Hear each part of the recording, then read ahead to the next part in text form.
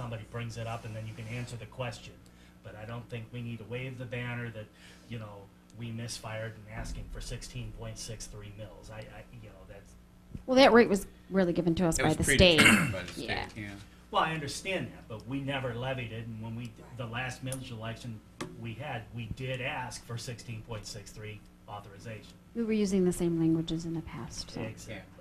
That was the only reason we left it in, like the article that was in the little paper, because there was a group that was adamant, why you put 16.63 in there? We don't ever want it to go that high, and if people see it in the ballot language, they'll think that you could raise it that high. Right. So we wanted to make sure that we acknowledge that group of people by putting it in the little paper article. But I see your point too. Well, and in the full transparency and disclosure, we can't levy more than 5.1314 either.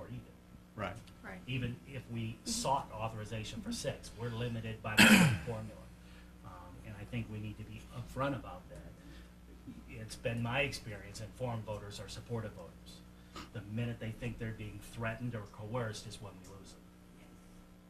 So, Okay. thank you. Anyone else? Are we putting the PowerPoint presentation on the website? We definitely can do that. We've talked about that as far as our communication plan and how we're going to get things out, a website, maybe run it through the channel, the cable channel. And how accessible will this be as a printout for Oh, the community? if somebody they comes need it? in, I'd be more than happy to give it to them. Okay. I like the way the slides are, you don't have a lot of colors behind them to kind of distort things. That's nice, because a lot of times we get the presentations, it's very difficult to Well, read. it's simple, That's why but it's simple is what clear. you wanted, You so. don't need the bells and whistles, we need to tell the people, but the chart that you had with all the different tax, if you could make that just a little bit bigger for people, that might be a little bit, That one? no, the No, next the one, one by the that year. where- The history. Oh, okay. That one, I that will one. try. If you could, I if may you have could- to, put 2 lines, but it'll but still be if the you same could make that a little bit bigger, information. that might help. I can do that. Other than that, them are just my ideas. Yeah, that's a good point, because that's a very important table. If you think about it, if I look at my tax rate in 2000, 2001, it was more than double what it is today. Right. And my property value was probably lower, so in terms of, what I'm actually paying in real dollars, I'm paying quite a bit less than I paid in 11 years ago. Yeah, we can split that up. Okay. Mrs. Beard? Yeah, is there any way that you could add audio to this before putting it on the website? Having Sherry, that way if there's any, To narrate the explanation, slides. right. Because some of your not a techie. explanations explain the slides better than just looking at it. 'Cause I Well, think- we'll definitely look into that. But I think we Yeah. were Steve and successful Steve by may doing it even last year be with able to one help us with voice that. constantly. I mean, I know I put you on the spot, but one voice of talking the same thing all the time instead of everybody trying to give their own interpretation of it. It made things a lot simpler. clearer, and I think that's Yeah, I'm one of pretty the reasons we may be a little bit more successful last time. I'm pretty sure we can do that, even if it means burning a CD and Running it at the same What time. about DVD running on and our cable playing channel it. too, Yeah, I mentioned that. Yeah, with the audio? that's a and good everything? idea. We can do that, right, Steve?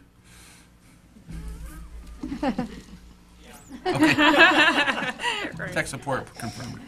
Okay, if you have any other thoughts after, just get them to me. This will be a living document until we have our first meeting.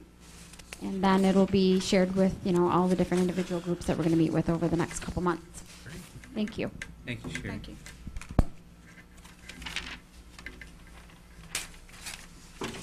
Okay, brings us down to item 10, and again, this is a very preliminary budget discussion because a lot of things, there's a lot of information that we don't know. If you have been reading the paper or had a chance to listen to the governor's budget presentation, you may think that we're getting a big raise for next year. It's kind of deceptive, but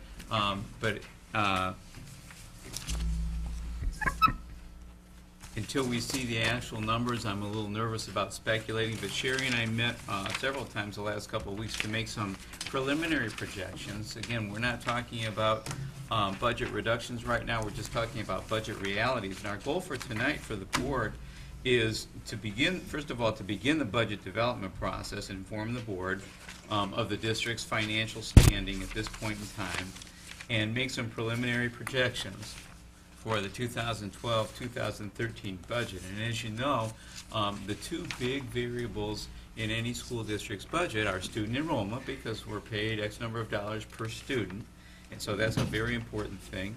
And also what the governor decides he's going to do with the education budget, and he's made some preliminary indications of what he's going to do, and Sherry has put some of that in. Some of it we really can't take to the bank yet.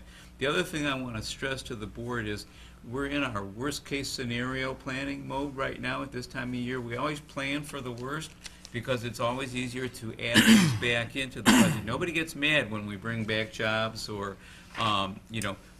put things back into our program. What people really don't want to see happen is last-minute decision. All of a sudden, we have to cut these positions or eliminate this program or this department. So we try like heck to avoid those types of situations. So kind of update your understanding of where we are financially, make some preliminary projections on next year's budget so that you can make some informed decisions. And so the first thing that we're going to talk about tonight, Rebecca's going to give us a little update because last week was count day. It was our supplemental count day. And so Rebecca's put together some numbers and a little bit of good news on the supplemental count. We're bucking some trends that existed in the district. So I'm not going to go through all the numbers that go back 5 years because we all know what's been going on. Our trend has been going down.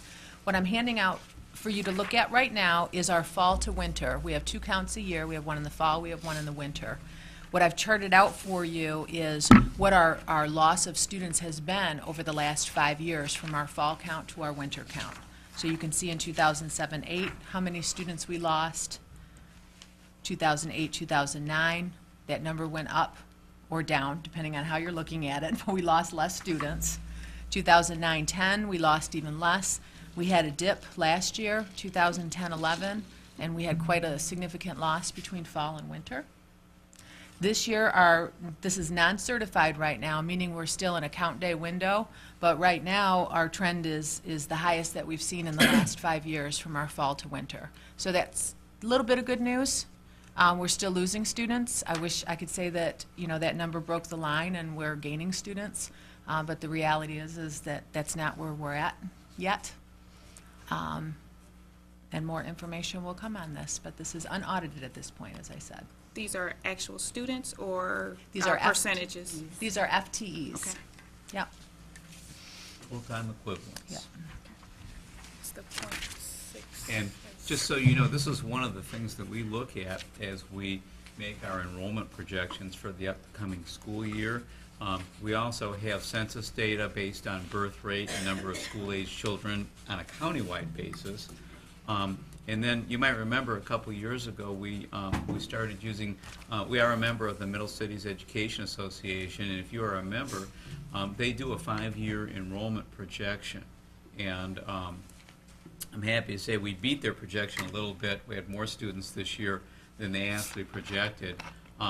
But they're projecting a loss, for next year that's pretty close to 200 students. That's pretty much where we've been trending, in the neighborhood between 200 and 250 students a year, which is not good news. But again, when we're planning for our worst case scenario, one of the decisions that the board can make is they can say, well, you should really plan for 300 student drop. What happens when you get too severe is you end up eliminating programs that maybe you didn't have to. So we feel that the 200 per student drop is still pretty realistic. That's what Sherry built her preliminary budget on, and then we keep our fingers crossed that it doesn't get significantly worse than that.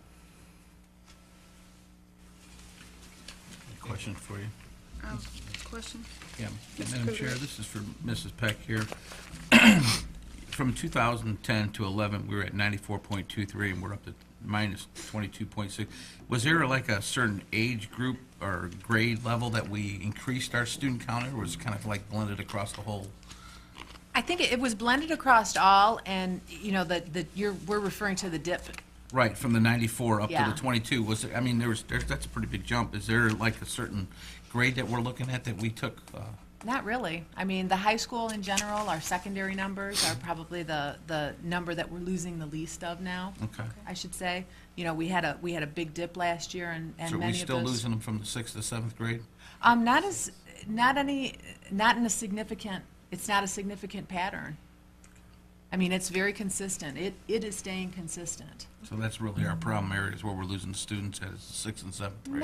Not really. No? I mean, it's I kind know of that across was the board, we had Tom. talked about before. Yeah, and I can provide more detailed information if the board would like that. I didn't want to give you too many colors to look at up here, but I could certainly show you some trend data on I was just on wondering if we grade had like a levels. specific grade, couple grades, or an area that we're losing them and to try to figure out why. I wish we did, in all honesty, because then we'd target that and we'd go and Right, we'd that's solve right. that problem, but it's across the board very okay. consistently.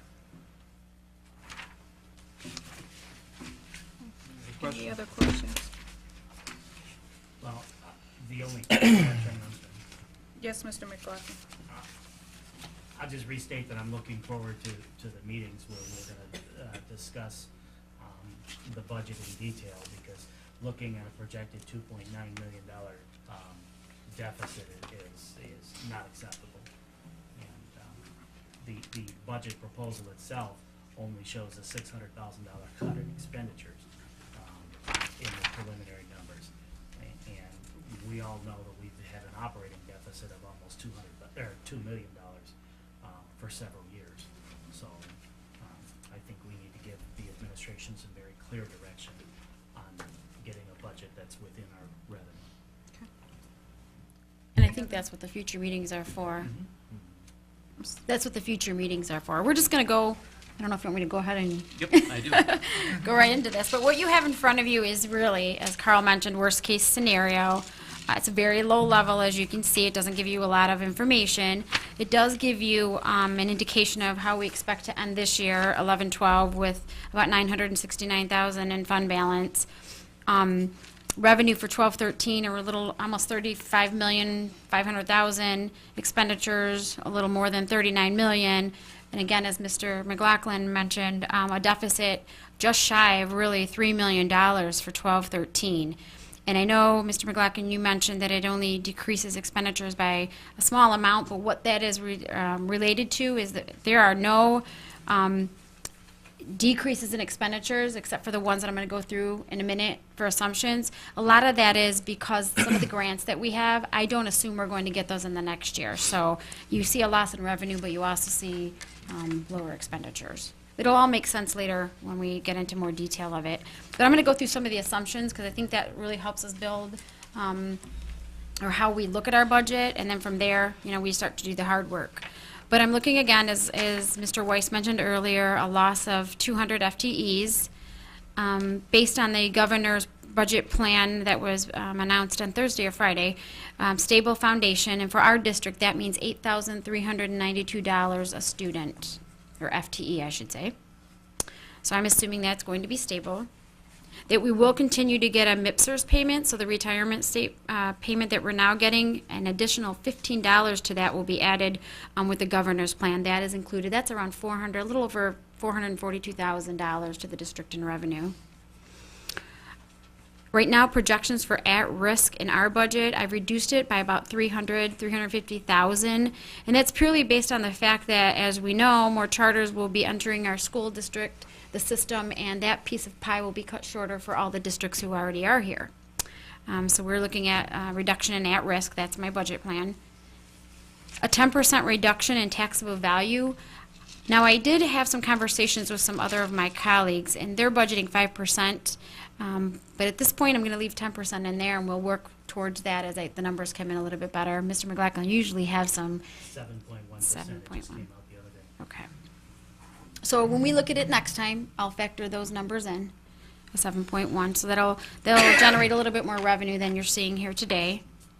Again, to remind individuals in the community and the board that the 18 mills will also be instituted in the next tax bill, which is in the summer of 2012.